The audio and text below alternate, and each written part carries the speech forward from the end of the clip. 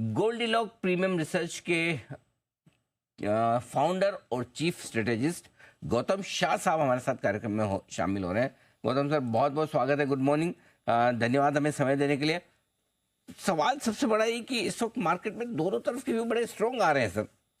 कुछ लोग कह रहे हैं कि बड़े हम ज़्यादा भाग गए, ओवरबॉट हो गए, बड़े करेक्शन के लिए तैयार हो जाए, डरा भी रहे हैं बहुत।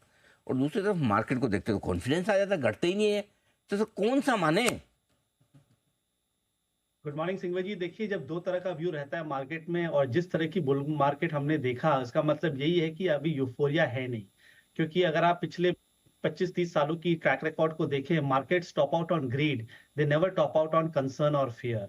और जिस तरह का भी माहौल रहा है पिछले 3 महीनों में, इतनी सारी कंसर्न्स रही है, इलेक्शन रिजल्ट्स निकला, बजट निकला, इतने इंपॉर्टेंट ग्लोबल डेवलपमेंट्स निकले फर्स्ट वीक ऑफ अगस्त में, और उसके बावजूद जिस तरह से निफ्टी ने सपोर्ट लेवल्स को मेंटेन किया और जिस तरह से वो अब 25,000 के लेवल के ऊपर सस्टेन कर रहा है, आई थिंक मानना पड़ेगा कि मार्केट इनहेरेंटली काफी स्ट्रांग है और वो बैड न्यूज को इग्नोर कर रहा है। और जब तक ये कंसर्न्स रहेंगे, जब तक ये दो कैंप बने रहेंगे, ये बाजार चलता रहेगा। तो मुझे लगता है कि अभी भी मार्केट में स्ट्रेंथ है, कोई मेजर ओवरबॉट साइंस है नहीं। जो इंपॉर्टेंट डेवलपमेंट्स थे वो निकल गए, अर्निंग्स भी काफी निकल गए, सारे अच्छे से डाइजेस्ट हो चुके हैं।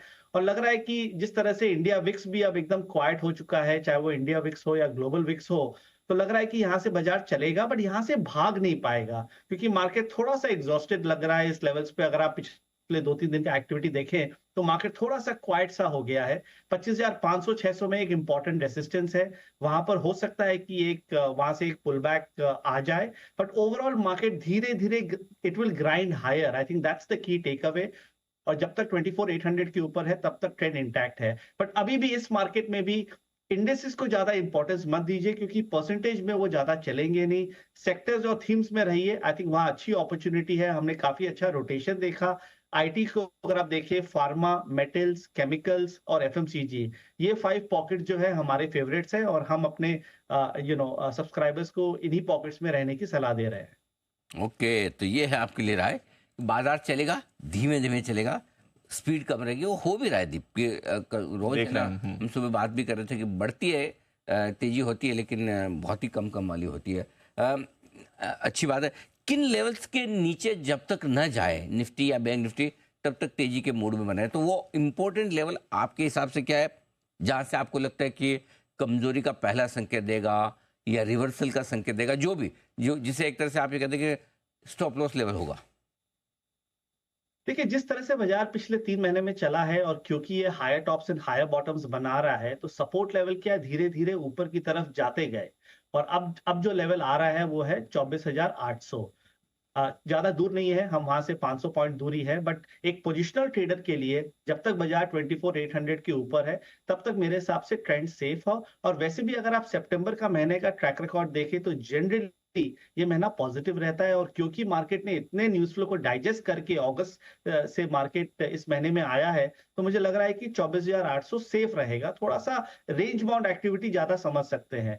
प्रॉब्लम ज्यादा बड़ी है बैंक निफ्टी में, क्योंकि बैंक निफ्टी अभी भी पार्टिसिपेट कर नहीं पा रहा है। वहां का जो नंबर है वो है 51,750। अगर वो नंबर निकलता है तो आई थिंक बैंक निफ्टी में भी तेजी आ सकती है। बट जो एक बड़ी थीम जो हमने पकड़ी है पिछले 4-6 हफ्तों में, वो है फाइनेंशियल सर्विसेज का थीम। क्योंकि अगर आप बैंक्स को इग्नोर करें, अगर आप इंश्योरेंस कंपनीज को देखें या एनबीएफसी कंपनीज को देखें या हाउसिंग फाइनेंस कंपनीज को देखें, जो एनएससी फाइनेंशियल सर्विसेज इंडेक्स का एक बहुत बड़ा हिस्सा है, वहां मुझे लग रहा है कि बहुत बड़ी अपॉर्चुनिटी है। क्योंकि अगर रेट कट्स साइकिल चालू होती है, जो मेरे हिसाब से होना ही है अगले 2 महीनों में, तो ये जो सेक्टर्स है ये काफी बड़ी बेनिफिशियरीज रहेगी। आपने देखा बजाज ट्विंस ने क्या किया पिछले 15 दिनों में, और मुझे लगता है कि this is just the tip of the iceberg. तो ये है आपके लिए पूरा का पूरा एक्शन। जब तक 24,800 न टूटे। एक्चुअली सुबह हम इसी बात कर रहे थे, 24,775 प्रिसाइजली। गौतम शाह साहब ने भी एकदम परफेक्ट लेवल आपको निकाल के दिया कि 24,800 के नीचे जब तक बंद हो, तब तक डरने घबराने की जरूरत नहीं। और एक आपने कहा 51,700 के ऊपर, 750 के ऊपर बैंक निफ्टी बंद होगा तो बढ़िया एक्शन में आएगा, राइट सर? हाँ जी, वही व्यू है। बट हाँ। जैसे मैंने कहा, आपके पास आजकल 2 ऑप्शन होते हैं, या तो आप बैंक निफ्टी में काम कीजिए या फाइनेंशियल सर्विसेज में काम कीजिए। फाइनेंशियल सर्विसेज एक बहुत बड़ा स्पेक्ट्रम है, और मुझे लग रहा है कि वहां एक बड़ी स्ट्रक्चरल ट्रेंड है। तो बैंक्स को इग्नोर करके अगर आप एनबीएफसीज और इंश्योरेंस कंपनीज में काम करें, वहां पर बेटर अल्फा निकलेगा। चलिए, तो ये राय आपके लिए होगी। अब आइए सर, थोड़ी राय ली जाए आपसे क्रूड, गोल्ड, सिल्वर वगैरह पे भी, कमोडिटीज पे भी। क्रूड आप ऊपर टिकता नहीं है, लेकिन क्या नीचे तेजी से घटेगा? कैसे देख रहे हैं आप इसकी चाल?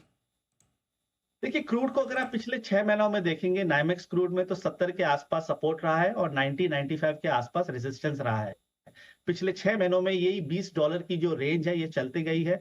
अब वर्ल्ड के लिए प्रॉब्लम होगा अगर 70 के नीचे जाए या 95 के ऊपर जाए, क्योंकि फिर क्या, जो इंटर मार्केट रिलेशनशिप्स है, जो इकोनॉमिक्स है, तब वो आ जाएगी, क्योंकि ज्यादा बढ़ना भी प्रॉब्लम है और ज्यादा गिरना भी प्रॉब्लम है, क्योंकि यूएस में वैसे भी हम रिसेशन की बात करने लगे हैं। तो जब तक 70 के ऊपर है, मेरे हिसाब से crude will be a non event, ज्यादा कोई इंपॉर्टेंट नहीं है, ऐसी रेंज में रहेगा। बट मैं जब भी आपके चैनल में आया हूं पिछले 12 से 18 महीनों में, मैंने हमेशा गोल्ड और सिल्वर के बारे में बात किया। मेरे हिसाब से ये एक मेगा ट्रेंड है, यहाँ से भी और बड़ी तेजी आएगी, माने इतनी अच्छी तेजी आएगी कि वो निफ्टी और बेंचमार्क रिटर्न्स को भी बीट कर जाएगा। और मुझे लगता है कि धीरे धीरे गोल्ड 3000 के लेवल तक चला जाएगा, और सिल्वर में तो यहाँ से 30 से 35% की तेजी यहाँ से भी हमें लगती है।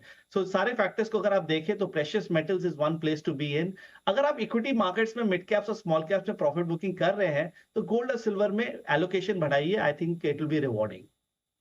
ओके, गोल्ड सिल्वर में थोड़ा एलोकेशन करना आपके लिए बेहतर होगा। लाइफ हाई पर गोल्ड भी है, यहाँ पर आपके लिए थोड़ा सा एक्शन और बढ़ सकता है, तो ये बढ़िया तेजी का। अब आइए, आपने कहा कि इंडेक्स के बाहर मौके देखें, सेक्टर्स देखें। कुछ है ऐसे सेक्टर्स, या तो चर्निंग के लिहाज से ही देखना है, या कोई वाकई में अच्छे मजबूत सेक्टर दिख रहे हैं कि यहाँ पर रिस्क कम है? देखिए, चर्निंग तो काफी हो रहा है। आप कोविड लो से अगर आप देखें तो हमेशा एक फेज आता है जहां पर कुछ 4-5 सेक्टर चलते हैं और फिर वो सेक्टर कंसोलिडेशन में चले जाते हैं और दूसरे सेक्टर्स चलते हैं। आपने देखा होगा पिछले 3-4 महीनों में auto sector, capital goods, real estate और पीएसयू इतने चल रहे नहीं हैं, जबकि last year they were the best performing sectors in the market. So अब थोड़ा सा रोटेशन बदल गया है और डिफेंसिव सेक्टर्स काफी अच्छे कर रहे हैं। हमारा फेवरेट्स अभी भी आईटी और फार्मा है। पहले एक कंसर्न था कि एआई क्या वो इंडियन आईटी कंपनीज को डिस्टर्ब करेगी, बट अब लोग ये समझना चाह रहे हैं और एनालिस्ट ये बोल रहे हैं कि एआई इंडियन कंपनीज को एक्चुअली सपोर्ट करेगा और इनके बिजनेस को बढ़ाएगा। तो मेरा मानना है कि आईटी इंडेक्स में यहां से भी 15% की तेजी आनी चाहिए। So we are very bullish on the overall IT space.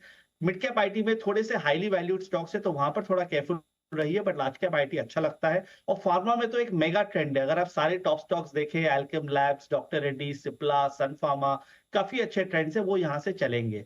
So FMCG, IT और फार्मा में आई थिंक कमिटमेंट इस लेवल्स पे बनानी चाहिए। और दो जो डार्क हॉर्स सेक्टर्स है जो हम पिछले 2 महीने से कह भी रहे हैं, वो है मेटल्स और केमिकल्स। मेटल्स में मेरे हिसाब से 9600 के ऊपर एक अच्छा ब्रेकआउट आएगा तो अच्छी अपॉर्चुनिटी है। और केमिकल्स धीरे धीरे 2 साल के कंसोलिडेशन से निकल रहा है, वहां भी अच्छी अपॉर्चुनिटी लगती है अगर किसी का 6 से 12 महीना का व्यू हो तो।